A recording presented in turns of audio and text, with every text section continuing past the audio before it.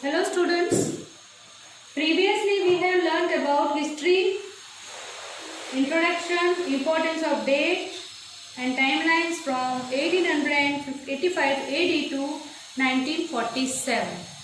Now we will go to the next page and the next topic, page number 4, periodization of history. Okay.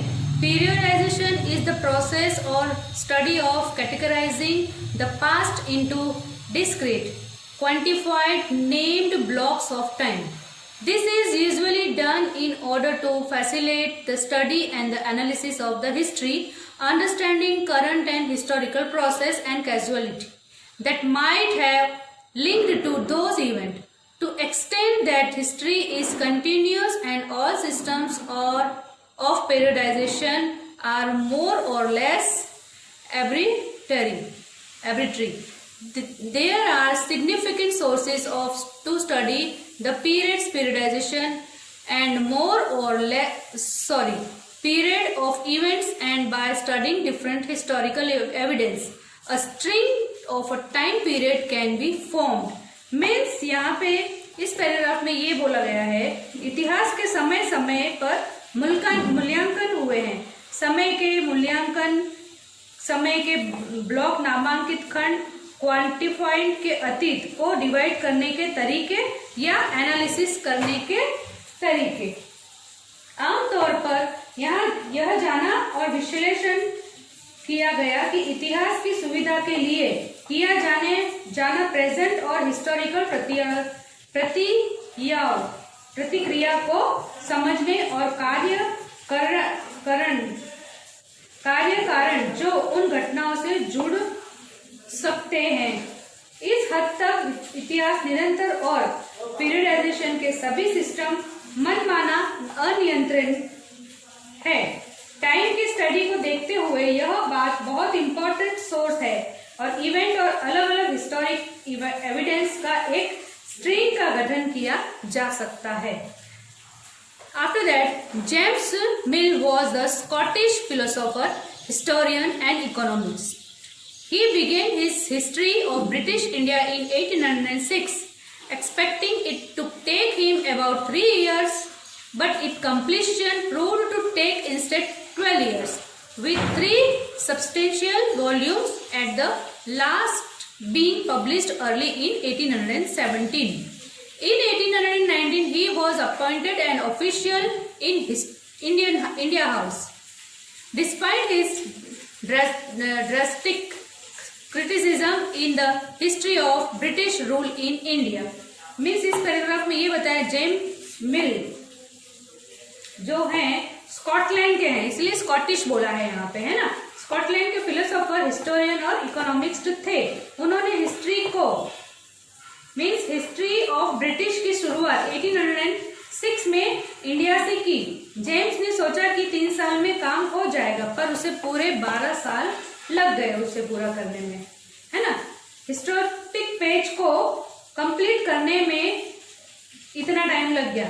1890 में उन्हें एक अधिकारिक appoint किया गया। India house में ब्रिटिश शासन के इतिहास में काफी आलोचना भी हुई, क्रिटिसिज्म भी हुआ। After that James mill divided Indian history into Hinduism and Muslim and British period.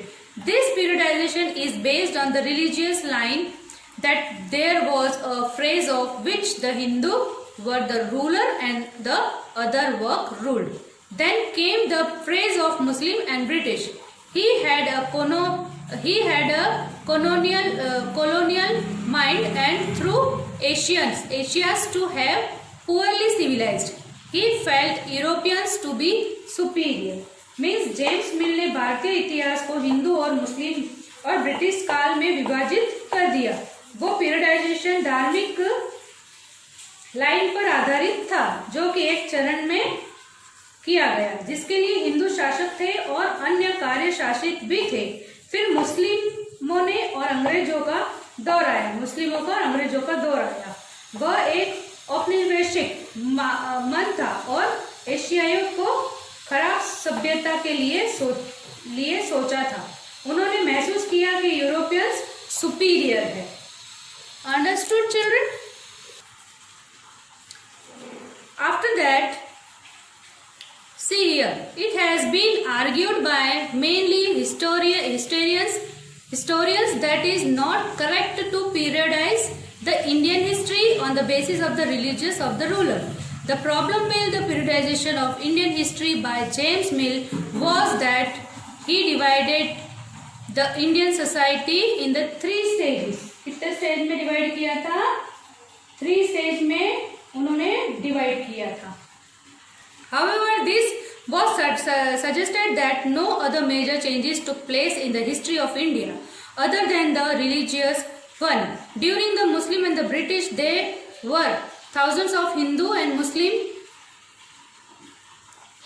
princely state. In fact, through this periodization, he tried to divide the people with their own specific identity, which was not correct. Means यहाँ पे कई कहने का मतलब कई इतिहासकारों द्वारा तर्क यह दिया गया कि शास्त्र के धर्म के आधार पर भारतीय इतिहास का समय समय पर सही बताना चाहिए. भारतीय इतिहास की समय अवधि के साथ प्रॉब्लम्स भी यह थी कि उन्होंने भारतीय समाज को 3 फेजेज में डिवाइड किया था. हालांकि इस सुझाव ने भारत के इतिहास के अन्य बड़ा बदलाव नहीं हुआ, जो कि धार्मिकों के अलावा भी था. मुस्लिम्स और ब्रिटिश और हुए हजारों हिंदू मुस्लिम रियासती थे. इस ड्यूरेशन के दौरान उन्होंने लोगों को अपने प्रति व्यक्ति के साथ विभाजित करने की कोशिश की और खुद भी स्पेसिफिक पहचान जो सही नहीं थी. After that, thus the Indian scholars later classified Indian history into ancient, medieval and modern. But this classification has its own problems. This periodization is borrowed from the West, where modern period is associated with the growth and the development of the science, rationalism, humanism, logic, freedom and equality. The term medieval was used to describe a society which was not dramatic and liberal. However, the Indian context, the British people in the history cannot be termed as modern because Indians were denied liberty, equality and justice. There was no economic progress and the Indian industries declined rapidly. Thus, it is appropriate to the terms this period is colonial. Okay? Means यहाँ पे मतलब भारतीयों ने जिस प्रकार विद्वानों ने इतिहास को प्राचीन काल में क्लासिफाइड किया, मेडिवल और मॉडर्न की अपनी प्रॉब्लम्स थी. इस पीरियड को पश्चिम के उधार लिया गया और आधुनिक काल विज्ञान, तर्कवाद, मानववाद और स्वतंत्रता और समानता के विकास से जुड़े हुए हैं. मीन्स थे. मेडिवल वर्ड्स का यूज समाज का वर्णन करने या लोकतांत्रिक या उदार नहीं था. हालांकि भारतीय संदर्भ में इतिहास में ब्रिटिश काल को मॉडर्न नहीं कहा गया क्योंकि भारतीयों को स्वतंत्रता से वंचित रखा गया था. समानता और न्याय, कोई आर्थिक प्रगति नहीं हुई थी और भारतीय उद्योगों में तेजी से गिरावट आई. इस तरह इस पीरियड को एप्रोप्रिएट की डेफिनेशन दी गई है. So we will meet you in the next video. Till then, bye bye.